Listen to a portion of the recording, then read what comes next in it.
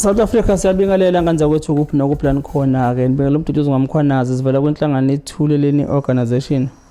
Sinibela ke enyakeni omusha u2026 namhlanje umhla ka7 kuJanuary. Ngaphansi ke kwengosi ke ethi ke abantu bayagula, abantu ngempela bagula ngempela bafethu uma ngabe bongakakuboni kulokho kulonyaka ophelile.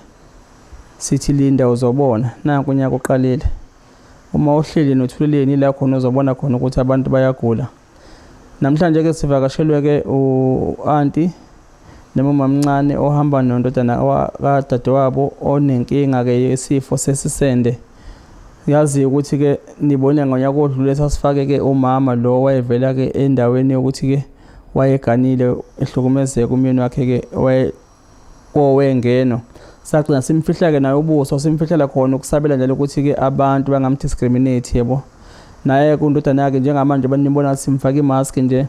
It is because Department of Education kunento engayenzi yokufundisa izingane esikoleni ukuthi zingazicwasi izingane eziphile nokukhubazeka noma mhlambe ezinesifo esithile. Undodana ke ekanje ingoba ziyamhleka izingane esikoleni. Yikho ke sithiya simfihleke ninganaki imask ngiyanazi nina. Ngithanda ukukhuluma nenaka ama mask cha maningi nisazowabona sinawo. Siwabuthi ndagcwele ibhokisi. Anakhala ngaleya kaMama nalena ke ngithanda ukukhuluma ke ngayo. Kodwa ke singandi kakhulu ke naba sebekhona ngicela ukuthi ngiqale ngomama ngaleya ozoshoka ukuthi ke beze ngani lapha kathuleni. Mama kunjani? Siyaphila baba. Siyaphila. Ngicela uyibambele nje mama uzisho ukuthi ubani nize ngani la. Mina ngingu Mrs Mayeza ohlala eAdams ngihamba no umfana kamfowethu osewadlula obehlala noma wakhe emzimkhulu wavele waba kwi private party yakhe lapha iyakukhumala kancane semncane ena 11 years kancane bazama ke ukuya kubantu abanosizo lesizulu muthi umakhe mesho ohamba abantu abawu 17 so akasizakalanga ngoba iya ngokukhula wesamncane nje kakhulu bandle ena 11 years manje usena 17 udinga usizo la kathuleleni ukuthi asizakale ayohlinzwa ngoba wakwabhokhelwa ikesibhedlela wangaya uma wakhe sabela impilo yakhe mhlambe emehlinzwa ngashona se wabhokhela kwesinye sezibhedlela ke manje umfana oseyasabuka esikoleni uthi futhi nomelo abhokhele wena usulate so ucela usizo lokuthi ahlinzwe ngokusheshsha ngoba uyafunda esikoleni. Ngingabonga kumagumbamane omhlaba uma ngabe engasizakala ngoba osefisa nokuyibulala. Singabonga kakhulu. Usehlezeke endlini akaphumeli eminyango. Usaba abantu bamhleka. Yebo. Imqaleni lento ungakhumbula. Imqaleni. Yamqala ena 11 years ukuthi angisakhumusha umfunyaka. 11 years. Yebo. Njengoba sekukhule waziwa ngaka nje ibhedlela lo zomsiza. Uthi uma wakhe wakwambhokhela kwesinye sezibhedlela wangaya esabela impilo yakhe. Manje usebhokheliwe kwesinye sezibhedlela wabhokhela uMay manje umfana sesikoleni nakasayo ubona uMay ukude sengise angizama ukuthi la athulele imida ngiyasizakala yini ngoba ngabona isiza omunye obhuto wenenkinga ecishe ibe njengale yakhe. Bafethu engingakusho nje ukuthi ezinye zezifo sizazi ukuthi ezokwenziwa kulabo bantu asoke bakholwe entweni zokuthakatha but ke ezinye ziyenzeka ziyeqhamukela ngempela kungakho ukuthi ke into yabantu yokwenziwa njengoba niyezwa nje ukuthi umntwana yamqala into ena 11 years so ke kuwena kuhlala wazi ukuthi ke isifo sesisende ingoba mhlambe ukuthi umuntu lale nentombi noma nonkosikazi womuntu akuveve kunjalo. Isende ngisho izingane ezincane ziyavela naso. Baningi impela nje asebevele nakuthakathuleni abantwana abancane abaphethwe lesi sifo. But ke okujabulisayo ukuthi ke umnyango wezempilo ukuthatha isikhathi ukwazi ukuthi ke umuntu ukwazi ukuthi ke umlekelele okukhombisa ukuthi ke kushoda kodokotela ezibhedlela zikahulumeni abasuke benolwazi ngaleso sifo esithile. Ngikusho lokho nje ngeqholo ngoba sekunobufakazi bokuthi nje umnyango wezempilo mangizokhuluma nje kakhulu ngala KwaZulu-Natal inqwaba abantu abanalesifo lesi esiphethe indodana. Ithe phithi ke no because uqhama kwenye province akaqhamuke la. Angithi niqhama ku Eastern Cape ma? Yebo uqhama Eastern Cape eBarnabas la ahlala khona. Yes, uqhama ke Eastern Cape no KZN but like KZN nginabantu mhlawumbe aba more than 20 abanenkinga yesifo sesisende. Abadala nabancane okumanje okunzima bayihamba ibhedlela luthola usizo. But ke ngoba umfowethu sesaba nawo aba nenkinga walithola usizo kodwa ke esibhedlela privately esithola kudokotela owayesuka khona eminyangweni wezempilo waKwaZulu-Natal, but ke washiya wesiya ke kwebhedlela ezizimele uDr Nkosi okhona eMnambithi, enye ibranch yakhe ioffice lakhe liseNewcastle.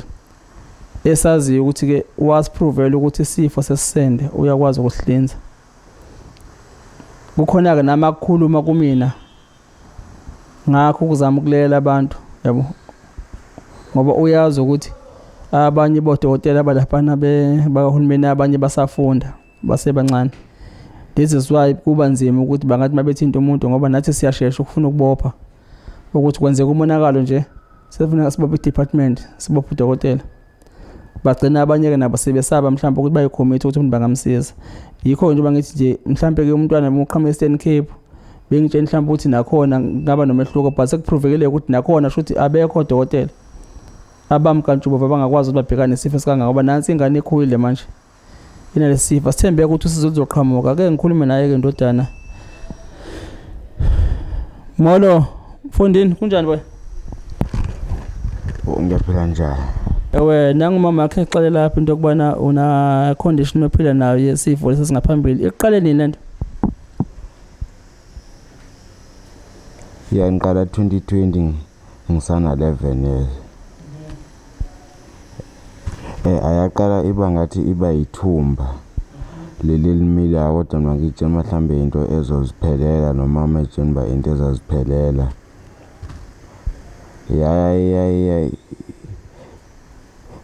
Ilokhuzana ithulile ukuthi angolunye usuku la bese kuzoba la ku 2024 5 kanje ngavuka ekseni seyifika la emadolweni. Ila laqala khona sakhona esibhedlela. Masifika esibhedlela abasinika amapili bathi baza ngihlinza bangijekisa banginika amapilisi bathi kuzogreneka akuphuma amanzi. Sasiloke siwalanda amapilisi akazange awenza umahluko kuze kuzoba khona namhlanje. Injani ibhlungu? Ihlahla lihlabe ngoba akwesinye isikhathi inako ukuthi ivesana idumbe nje alidabuki ibhluwe bese izofika la emadolweni. Inesikhathi sokunwebeka iphinde futhi inciphe. Yeah. Xa ngabe sinwebekile iba njani weight kwenu, uyakwazi ukuhamba noma? Angikwazi nokusukuma. Ngihlala ngilele nje embhedeni izize izibuyele yona futhi. Enye ke le abanye abantwana baphatha hloboni mhlawumbe okhula nabo nasesikoleni. Abangihleka uma ngabe bengibona ngoba wabanganika abantu engingenabo. Manje ngihlala ngizihlalele endlini ngoba vele noma ngike esikolweni angiphumeli eklasini, ngihlala ngihlele eklasini.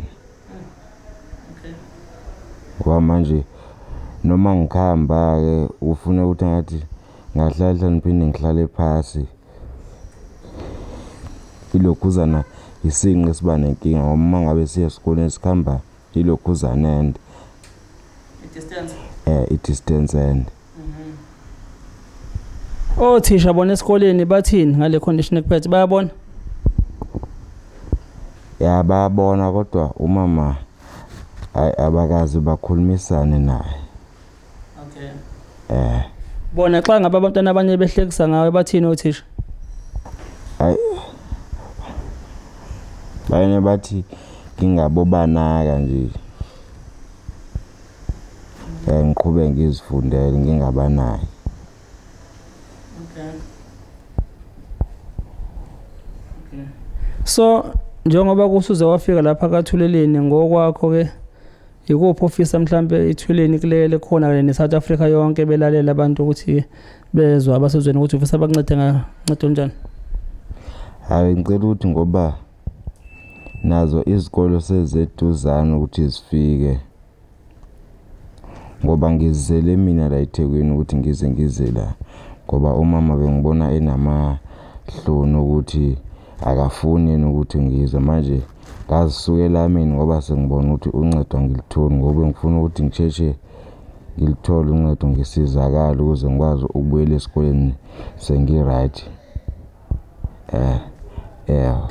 Hey South Africa bafethu yazi sinenkinga la ekhona yokuthi ke abazali mabezala izingane bese ziba necondition mhlawumbe engajwayelekile bese umzali efisa ukuthi ke ayifihle ingane angafisa umzali ukuthi iyakhuluma phumela ngaphandle ukuthi acele usizo njengoba niyezwa nje udaba lakhe untodana mayechaza ukuthi uma wakhe uyena uthi usaba amehla abantu but kodwa ke ukusaba amehla abantu kwakhe akushintshi icondition yomntwana isimo umntwana abhekene naso umntwana kuyakhula ngaphi isimo sakhe but umama yena impilo kuyena i-right yabo isijathu ukuthi phela kubhlungu enhlizweni ukuthi ayibone ingane yakhe kule condition kanje kodwa ke amahloni yena wasabelayo abantu ngeke bamsize ngalutho because ekhona engekho amahloni ingane yakhe isizakala iyaqhubeka iba kanje maybe mhlambe nalokho kusafuneka sidiscuss ngakho kulonyaka oqalayo nje u2026 ukuthi ke uma ngabe uthola ingane ngempela ene condition engajwayelekile yipi indlela ekufuneka senze ngayo ukwazi ukuthi labo mama banjengalabo sikwazi ukuthi babe ne support group yabo sikwazi ukuthi ke sibalekelele ngecounseling nokuthi bakwazi ukuthi ke basizakale nokuthi bathole support.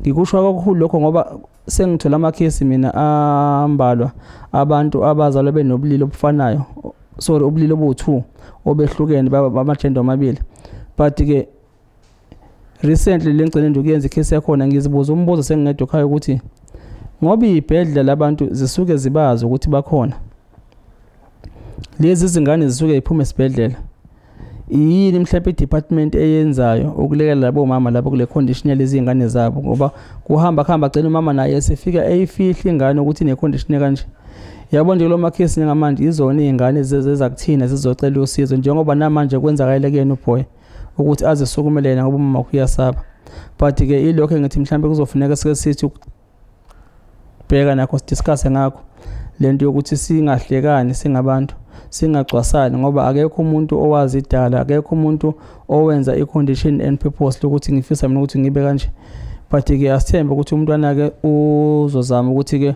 kube khona mhlawumbe abangavela but ke enginesho ngakho mina as uthuleleni ukuthi uDr Nkosi ukhona okwaziyo ukudena le condition ukuthi umuntu mayefuna kahlinzwe but inkinga bayakhokhisa isibhedlela sekusona abazimele ba privately yebo maybe mhlambe ke khona futhi nengizophinde ngimthatha umntwana ngimuse kubona esinokusebenzana kakhulu nabo abasebenza ngamakhambi ke esintu indalo enhle abazosizokubona mhlawumbe ukuthi ke luthini ke uvo lwabo esibene sikanje kukhona nabangakwazi ukwenza noma mhlawumbe ke nabo siza ukuthi kuphi mhlawumbe zeluleke singakwazi ukuthi sithole kubona ukuze umntwana mayehamba aphume kulomnyango esazi mhlawumbe ukuthi ithemba likhona yini lokuthi impilo engaba khona kusasa. Siphinde ke futhi sinxusa kakhulu na ku-Department of Education ukuthi ke siyacela ukuthi njengoba kuzovula unyaka uma bebhalisa izingane ezikoleni bababuze omama bezingane nabazali bezingane ukuthi ngabe umntwana wakho khona ne-condition anayo ukuze isikole sizokwazi ukuthi mhlambe sinomntwana masinabantwana abane-condition kanje sikwazi ukuthi ke senze awareness uqwashisa abantwana ukuthi bangabacwasa abanye abantwana abaphila nabo esikoleni abana leyo condition ngoba sekwenza ukuthi umntwana angakwazi nokufunda kahle njengoba nje uzo ukuthi even shooting ngisho kuyi-break na uhlala endlini classini angakwazi ukuphumela eminyango ngoba usaba abanye abantwana. Lokho ngiyacabanga ukuthi njengothuleleni sizokuthulela ke sizokhuluma kakhulu ngakho sikwazi ukucela usizo mawakhe mhlambe elakho lokugcina ngoba mina lama condition kanje sengiyawazi angifuni ukuthi ngize ngilokhu mhlambe thathe i-interview iba yinde ngiyazi ukuthi where to from here ngithi yabo but ndiba ngisho ngathi khona sisazokhuluma nabo sizwe ke overlap lithini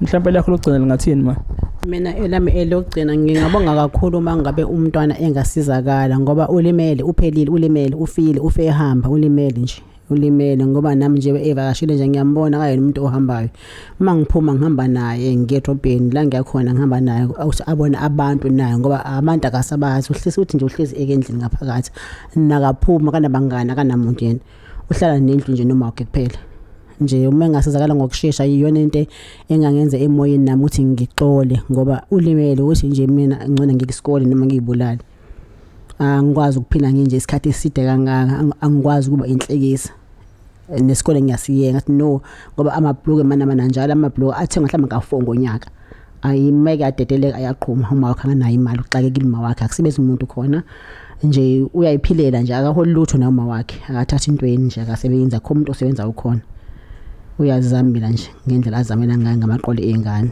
so kunzima akulula isho ukufaka ngabe ahambe ayeke ebhedlela uthatha isikhathi kube nzima ngoba akanalutho nje lutho even into yesikole nje donsa kanzima ufuna uqale lapha nalapha yana akulolanga impilo inzima kuyena naye kakhulu. Wena boy mhlawumbe lithini lakho lokugqibela ongafuna ukubusha? Mina bengingabonga mangazi ngilithole usizo ukuthi ngiphinde esikoleni sengiphile sengikahle ngikwazi ukuthi ngiqhubeke ngifunde. Afrika ngenza kwethu ke niyaluza kusiza umndeni ke oze ngalo likandodana necondition kabheke nayo isifo sesende but ke kubhlungu ngoba izifo zikhona bafethu izifo zikhona masithi abantu bayagula la kathule nadlala sithi abantu bayagula but ke asithembe uNkulunkulu ngokuthi ke akudala akhona amakhambi uNkulunkulu wayedala ihlahla uma imbuzi angaze ngibone imbuzi eJehova emakhandi sophina sinembuzi inkomo phela sengiyibona eJehova manje imbuzi zidla ihlahla uyibona nje sikotela esihlahleni lapha idla amaqabunga lapha angaze ngiyibone imbuzi thi inenyongo but ke asithembe ukuthi ke ihlahla nendalo kaNkulunkulu mhlambe khona okungasenzela khona sikwazi ukuthi ke impilo zethu sori zikwazi ukuthi ke zilulame kulokho kudla nesikhathi esiphila kusona sikudlayo kakhulu njengamanje noma ke boy ngeke ngithi mhlambe ke khumuli anda ngacela mhlambe usukume ume just nokuthi ngisikhombisa abantu ukuthi into esikhuluma ngayo into kanjani uma nje ungaphakamisa jacket inyuse jacket andi khona vele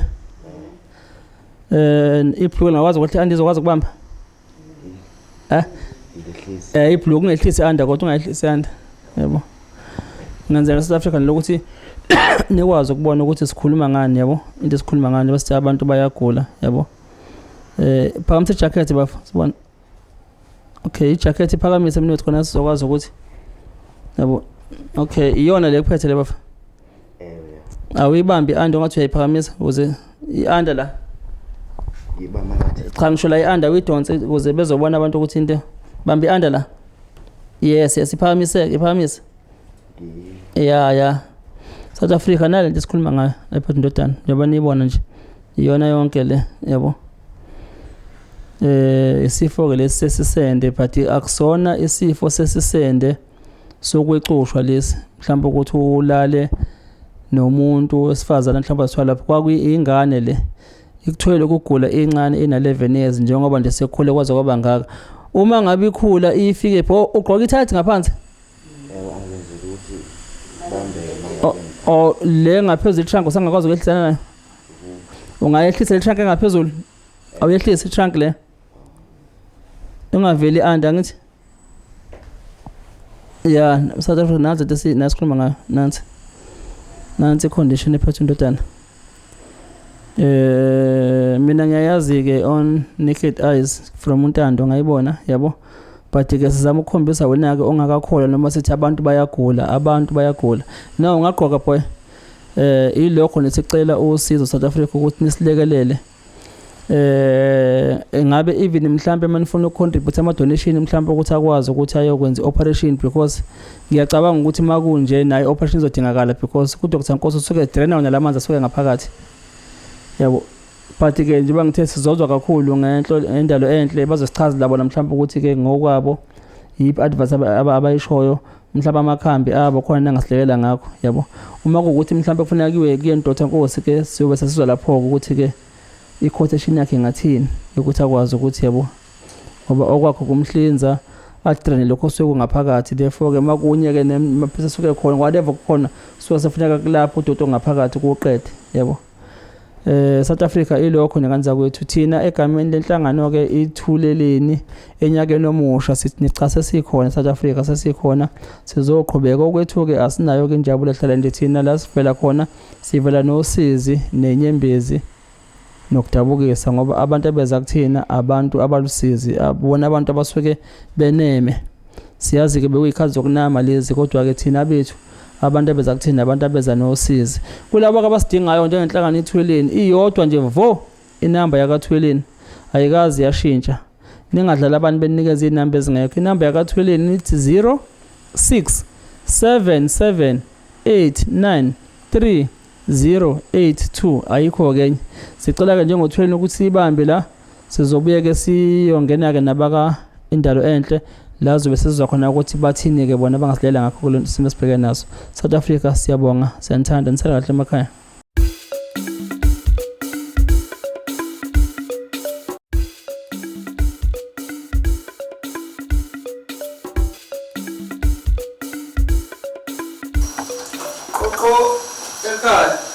Sanibonani. Sanibonani njani? Hawu siyaphila Nkosi yami. Siyaphila. Enyakeni omusha. Sisayibambile namanje. Abantu ngilesele bona bathi Nkosi yami. Ninjani mama? Siyaphila. Njani boy? Siyaphila. Siphila kakhulu. Siyaphila koko. Siyaphila. Siyaphila. Hayi siyabonga nathi nje. Saba kaThweleni ukuthi nisamukele lapha kwindalo enhle. Njengoba nazi ukuthi kaThweleni thina ke sibhekene nabantu abagulayo. Abanezifo asihloli asenzi lutho but nephela izifo kuphela abantu abayiletha kuthina. Bese ke labo ke sibacela abantu usizo sibonga kakhulu ke laba ababephamza izandla ukuthi bayacela ukulekelela njengoba nani nje nakwazi ukuthi niphakame nithi no nizokwazi ukuthi nilekelele ngamakhambi enu mahala kubantu abasuke bebona ukuthi ke banezifo ningakwazi nilekelele kuzona. Hayi siyabonga kakhulu nathi ukuthi ukwazi ukuthi usivakashele nokuthi nje usheshe usizwe masithi hey letha la indodana siyibambele thina. Sibonge kakhulu ngalokho, siyabonga nje kakhulu baba. Yebo mama nawe ndodana ngizonishiya lapha ke ekhaya kuthiwa ikandalo enhle hebla ekhaya. Nginishela nangogogo wakhona la uzoba senithatha ke nibeka ukuthi ke ikuphatha ngisondezile khona ngapha kuyena. Gogo ngiyabonga boy. Ube sharp ukushala. Cha uzosinda boy. Gogo ngiyabonga mina. Sengicela indlela nje baningi ngani bangifuna kaThweleni unyaka uqalile kuphumula kutholakala. Akutholakala baba. Siyophumula kuThepi ecebo lethu noma ke eMathole siyabonga. Sibonge kakhulu. Siyabonga kakhulu nathi.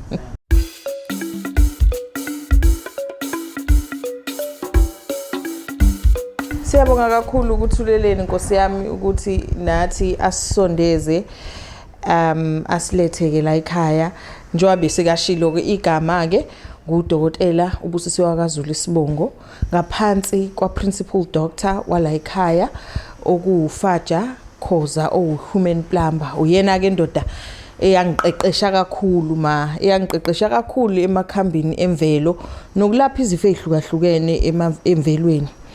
Ngaphezulu kwakho konke ke ngaphinde ngaba nalolu bizo labantu abadala so ngikubambe ngapha nangapha sase siyakufundela ke futhi nokuthi si-advance sikwazi ukusebenzisana nabo dokotela besingisi ukuze sikwazi ukuthi sibonane nalezi zifo ezikanje. Kuyintokozo kithi kakhulu ukuthi sibe umnyango wokuqala anytime fike kuona nisazise ngesimo sikamfana. Ngisizwile istory kakhulu and ngifuna nje ukukududuza ukuthi akuwena wedwa. Baningi abantu ababhekane nalento. Akusiwena wedwa futhi lokho nomfana ngifuna ukuthi noma esukuma la ehamba azi ukuthi kwindalo enhle sizimisele kakhulu kumbonisa futhi indlela esingakwazi ukuthi nathi simlekelele ngayo. Before nje ngiqhubeka ngiya kakhulu ngasemakhambini nangendlela esingamsiza ngayo mama kunezifo ezihlukahlukene eziyaye zenze kube nje. Phecelezi ngeke ngisebenzisa ama medical terms amaningi. The most common one is epididymolysis. Lokho kusho ukuthi kunama cyst akhulayo la ngaphakathi esikhwameni somuntu wesilisa. Leyo nto iba yi-infection. Mase iba yi-infection leyo nto idala ukuthi umntwana kuhlale ithi ngazuthi iyoyo kuthi njoba esho ukuthi kubuye kunwebeke phinde ku uyabona kanjalo. Then kuba khona ama growth cells ngokwenza nje kube lula ngokunderstand kuba khona ama growth cells nalento ekuthiwa ama cyst. I-cyst izama ukuthi kunento entsha emilayo igama nje lilula lokuthi kunento entsha emilayo engeyinhle esithweni somuntu ngoba ama cyst afika nominingi uya understand. So thina ke siyindalo enhle njengabalaphi ke bemvelo silapha ngamakhambi aphelele emvelo, okusho ukuthi thina umsebenzi wethu ukudila ne root cause issue. Mase sithi root cause issue sichaza impande yale cyst, umsusa walenhlamvu egcine yenza ukuthi kube kanje. Kuloko kubhizi kuba yiyo kuya phansi kuya phezulu kuya thina ngokwethu umsebenzi wethu uqala lapho phansi. Angazi noma mama uyangizwisisa ngalokho engizama ukukuchazela kona. Hayi ngiyazwisisa Makhosi, nami ngoMakhosi ngiya-understand, ngiyazi futhi ngumhlengikazi ngiya-understand. Yebo. Kumnandi lana ukuthi usebenzisane nomuntu ohamba emkhakheni nawo osuke kuona. La ekhaya ke sithando sami nawe uyazi ke akuphakelwa esitsheni esingcolile. Wena umthetho weshobu uyawazi. Uyazi indlela umuntu mase kuthi uyalashwa kusuke kuthiwani siqala ka umntwana una 11 years, okusho ukuthi umntwana lento isihlala iminyaka kuye isifike yakha. Uyayizwa leyo nto. Ngeke sithi umntwana uzophuza leli philisi abe right noma umntwana sizomdabula la bese uba right. Bakhona odokotela abahlinzanayo. Thina silwa nempande, umsusa walento. Siyindalo enhle Herbs and Beyond ke thina siyayinikela ekuthenini umntwana sizomqala emakhambini emvelo ala ekhaya. Sizomqala emsuseni walento, okusho ukuthi sizoqala simhlanze ingaphakathi lakhe lonkana, ngoba njengoba kunje akusukuthi mhlambe infection ila kuphela. Njoba wazi ukuthi khona lezi zinto ekuthiwa ozifo zonke kanje. Infection ayikho la kuphela. Uthola ukuthi si spread mhlambe naseqolo sekunenkinga because umzimba wethu ngiyaye ngithi mina uyi connection yama charger, kuchargewa yonke into, ocharge iPhone, ocharge Samsung, yabo kuyalekelelana. So umntwana manje njoba sizoqala kwi process yokuthi siyamhlanza, uzongena kwi detoxing program yethu yonke ngokugcwele. Thina siyayinikela ekuthenini asizukuthatha ngisho indibilishi ekhaya kubo, ngoba uthuleleni sesichazele ngisho isimo. Sizomfaka ekupheleleni kokuhlanza kwethu iprogram yonke yokuhlanza umzimba wakhe ngokuphelele. Kunezinto ezingahle iphume futhi nakuyena azoyibona mhlambe emchameni, mhlambe meya koyithuma, kunezinto ezizophuma kuyena ngaphakathi, okusho khona ukuthi umzimba siyawuhlanza ngokulapha ngemvelo noma ngathi phecelezi holistic healing lethi nesihamba ngayo la ekhaya. Umzimba womuntu uthatha mosukwenza ngokuphelele nangokugcwele 7 years ukuze uqine ngokugcwele. But ngoba abantu bakithi ke kuba khona izinto abazidlayo, izinto abayithathayo, uthola ukuthi kusekudelaya ukuqina komzimba. But asinankinga, umuntu siyakwazi ukuthi simqale le process ebese sidila naye ngamakhambi azobhekana nesitho sakhe sangasese. Uzokudla konke ngesikhathi esisodwa. Asizukumtime futhi umntwana ukuthi umntwana sizomphuzisa for 2 days noma for 3 days uzoba right. Cha, ngokuphathwa udokotela ongaphezulu kumina, uyena ozobe sethi ingane izogayelwa okubhekene nayo kulento esibhekane nayo. Ngifuna futhi ukuthi nani ni understand ukuthi healing is a journey ma. Healing is a journey. Ngisho ngabe kuthiwa uphethwe yini, healing is a journey from 11 years to 17 years. We can't promise umntwana magic. Singabe sidlala ngabantu abakathuleleni TV noma sifuna ukuthi sidume ngento engekho. Healing is definitely a journey, and I'm very happy ukuthi umntwana uzidedicate yena ukuthi I want to embark on this journey yokuthi ngiqale my healing process. Sizomhlanza ngokuphelele, sizomlapha ngokuphelele, asizucela ngisho isenti kithi. Ngemvume engiyitholile kudokotela omkhulu ongiphethe, ngoba mina ngudokotela ongaphansi kwakhe, mina ngizokwenza sure ukuthi nami ngiyaqikelela ukubuza ukuthi usenjani, nibonani, kwenzakalani, kodwa uzoloka ayitholile isupply from kwindalo enhle Herbs and Beyond uyokuthi kulekeleleke kulento naye again confidence yakhe back. And nani nomama futhi ekhaya, naye umama ekhaya njengoba engekho, naye ngiyacabanga ukuthi uma uyadinga naye ukuthi alulekwe, because umntwana is feeling the pain, but the more emotional pain is with the mother. Ngoba noma lento ayimphethe kahle, his social life is gone and he's still a teenager. So siyadinga ukuthi social life yakhe ibuye again confidence yakhe back.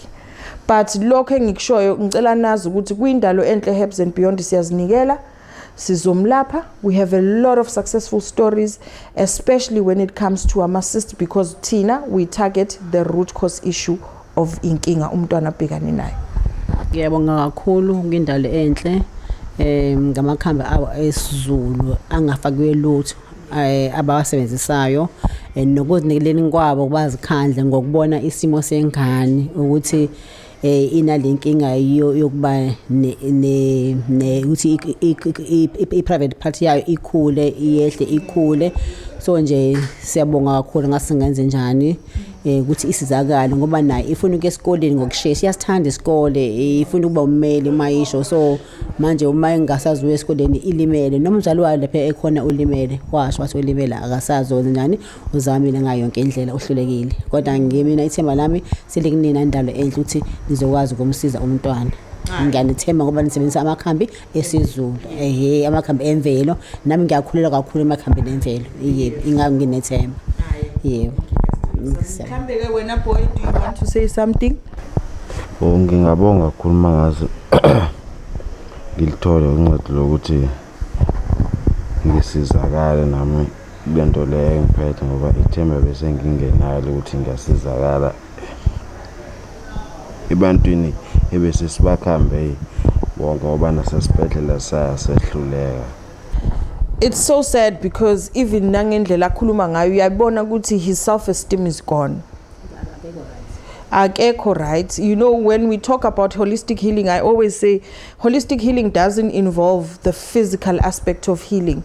It targets the emotional part also of healing. It also targets the social part, because healing ukuba nomngane uxoxa nomuntu is also healing because it's a social aspect yomuntu. You know, akekho umuntu ongaphila beyizombi ahlale yedwa without interacting with abanye abantu. So more than yonke lento umntwana abhekene nayo, I think we also need to come into place ekuthenini nezikole mazifike. Department of Education needs to also assist us ukuthi abantwana ba understand ukuthi there are certain kids that come with different conditions, you know, abadinga ukusizwa. Bullying ingalidela ukuthi umntwana agcine sezilimaze enza izinto ezingamphathi kahle. Physical aspect uzoba right, but you know ukuthi by the time ephola naye i-self-esteem yakhe iyabuya. Next time masesibuya mhlambe kwazibani sofike e-Eastern Cape lapho ekhaya la hlala khona, sithi masesifikile sihlala naye pha sibone a different person from this. Mhlambe singazo sithola umuntu mhlambe ongasayifaki ngisho i-mask. So sis dedicate her in front of the whole of South Africa. Futhi angifuni ukuthi South Africa because Thuleleni TV is all over. I can say in front of the whole world, Sindalo Enhle Herbs and Beyond, we are dedicating ourselves into saying holistically we will definitely help umntwana, and siyathemba ukuthi naye he is ready to embark on this journey, and also try and bring in the family support as well, because no mama, I think she does also need that support. And you mamncane, thank you so much. You know, it takes a lot of courage ukuthi uthathe ingane yakho. At the end of the day, in the black community or in the African community, we don't say ingane kabani kabani, ingane zethu zonke masizalwa umuntu oyedwa. So we are dedicating ourselves 100% to say we will walk this journey no matter how long it takes, no matter ngabe kuthiwa mhlambe sekufike that appointment ekufanele ayenziswe yona, we are still going to be there, and we will soldier emva kwakhe, and we will cheerlead emva kwakhe until we have reached our desired results. Siyabonga kakhulu.